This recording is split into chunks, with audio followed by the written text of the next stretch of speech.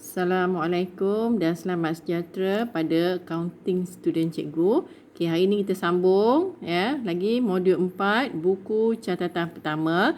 Tetapi hari ini cikgu nak ajar bagaimana kita nak rekodkan urus niaga yang telah berlaku ke dalam jurnal am. Baik. Kita lihat sumber maklumat untuk jurnal am. Cikgu harap masih lagi ingat jurnal am diguna untuk beberapa perkara. Betul? Okey. Perkara-perkara dia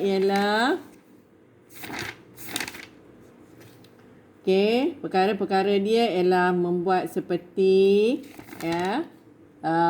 catatan permulaan perniagaan, catatan penutupan, membeli dan menjual aset bukan semasa, ambilan barang niaga dan aset untuk kegunaan peribadi ataupun kegunaan perniagaan, membawa masuk aset sebagai modal tambahan, catatan pelarasan, membetulkan kesilapan, merekodkan pembubaran perniagaan. Jadi itu adalah semua perkara-perkara yang perlu dimasukkan dalam jurnal am kerana perkara-perkara seperti berikut kita tak boleh masukkan di dalam buku catatan pertama yang lain. Jadi bila kita tak boleh masukkan dalam buku catatan pertama yang lain, kita kena masukkan ke dalam jurnal am. Jadi sumber ataupun dokumen perniagaan yang digunakan untuk maklumat ataupun sumber maklumat dokumen perniagaan yang digunakan untuk membuat catatan dalam jurnal am ialah invoice dan juga memo. Kerana bila kita beli aset bukan semasa secara kredit, tentu kita dapat invoice Okey. Jadi perekodan dalam jurnal am adalah mengikut sistem catatan bergu. Sistem catatan bergu bermakna catatan satu di sebelah debit dan satu di sebelah kredit. Okey. Ini cikgu bagi contoh bagaimana kita nak buat catatan permulaan. Ingat setiap kali kita nak memulakan perniagaan, kita kena senaraikan harta, liability dan modal kita. Okey, contohnya lihat urus niaga satu dan dokumen perniagaan selalunya akan kita gunakan memo memo yang akan mencatatkan senarai baki-baki aset, liability dan equity pemilik. Okey. Lihat 1 Jun 2005 memulakan perniagaan dengan baki-baki yang berikut. Okey, ada tunai 8,000, inventory 1,200, perabot 3,400, akaun belum bayar 1,300 dan pinjaman 5,000.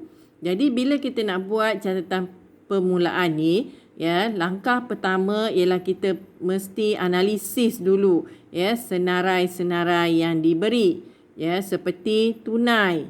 Tunai kita kena klasifikasikan dia. Dia adalah aset. Okey, inventory, aset.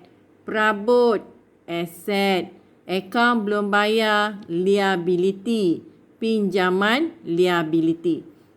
Semua klasifikasi aset liability ini kita dah belajar di modul 2. Okey, bila dah ada senarai-senarai ni, kita perlu masukkan ke dalam jurnal am. Okey, kita lihat. Itu dia.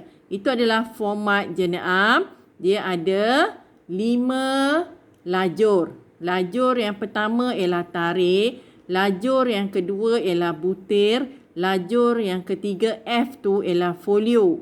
Folio ni adalah ruangan untuk meletakkan muka surat ledger. Di mana kita akan postkan kita punya catatan. Okey, seterusnya lajur yang keempat debit. Lajur yang kelima ialah kredit. Debit dan kredit kena ada kerana dia sistem catatan bergu. Okey, kita lihat tunai. Tunai tadi aset, Bila aset dia adalah di sebelah debit. Ingat ya, aset di sebelah debit. Liability di sebelah kredit. Ya, liability di sebelah kredit, aset di sebelah debit. Okey, jadi Jun 1 tunai, kita masukkan tunai 8,000 di sebelah debit. Yang kedua, inventory. Aset kan? Jadi kalau aset, dia mesti sebelah mana? Sebelah debit. Okey, tengok. Cikgu masukkan ya. Inventory 1,200 cikgu letakkan di ruangan debit. So-nya perabot. Perabot ialah aset. Aset nak masuk kat mana? Debit ke kredit? Perlu dimasukkan di sebelah debit. Okey, nampak? Perabot 3,400. Okey, so-nya akaun belum bayar. 1,300 dan kita dah klasifikasikan dia adalah liability. Liability sebelah mana? Debit ke kredit? Okey, sebelah kredit. Jadi kita masukkan dia di sebelah kredit. Okey, nampak tak? Akaun belum bayar di sebelah kredit. Kemudian pinjaman. Pinjaman juga liability. Masukkan dia di sebelah kredit. Okey, nampak? Cikgu dah masukkan dah semua senarai-senarai. Ada 5 senarai catatan permulaan. Cikgu dah masukkan.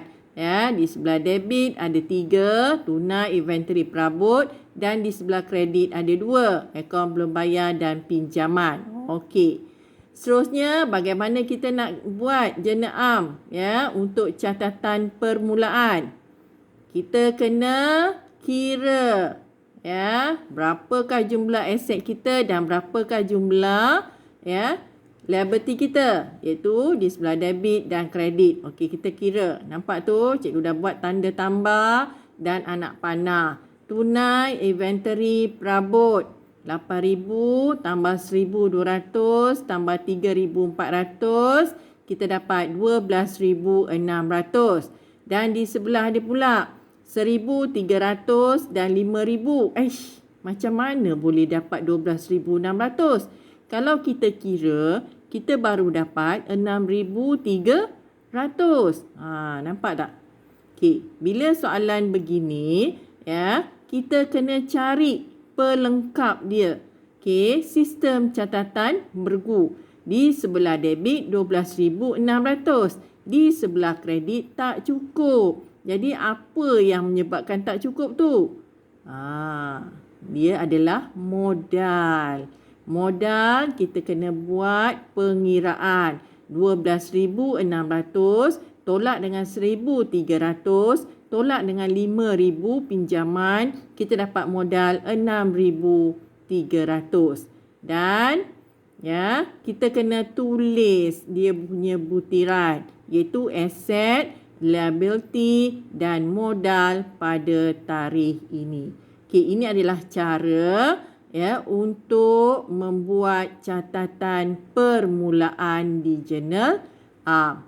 Okey, lihat ya. Okey, nampak tu? Ya, modal ialah sama dengan jumlah aset tolak jumlah liability, maka kita akan dapat modal. Okey. Baik, soalnya kita lihat pula contoh yang kedua. Contoh kedua, apa yang perlu kita catatkan dalam jurnal am ialah apabila kita membuat ambilan inventory ataupun ambilan barang niaga. Okey, lihat contoh urus niaga ni. Ini juga dicatatkan dalam dokumen perniagaan yang kita panggil memo. Okey, pada 15 Jun 2005, ambilan inventory bernilai RM100 untuk tujuan promosi. Okey, kita buat ambilan tetapi bukan ambilan peribadi. Kita buat ambilan untuk tujuan promosi. Dan promosi ni ialah belanja. Jadi belanja mestilah catatan dia di sebelah debit. Okey, nampak? Cikgu masukkan dia di sebelah debit. Dan ambilan inventory. Inventory ialah barang niaga. Bermakna ya, apa yang jumlah belian yang telah kita buat akan berkurang. Jadi bila berkurang, catatan dia akan pergi di sebelah kredit. Nampak? Satu debit, satu kredit. Ini adalah sistem catatan bergu. Tetapi dia tak ada penerangan seperti catatan permulaan tadi. Okey, tetapi jurnal am ini ya, selepas kita buat catatan permulaan ya, kita garis dan kita sambung ya dengan 15 Jun. Bukan maknanya ya yang 1 Jun tadi muka surat lain, 15 Jun ni muka surat lain. Tidak ya, dia akan bersambung-sambung.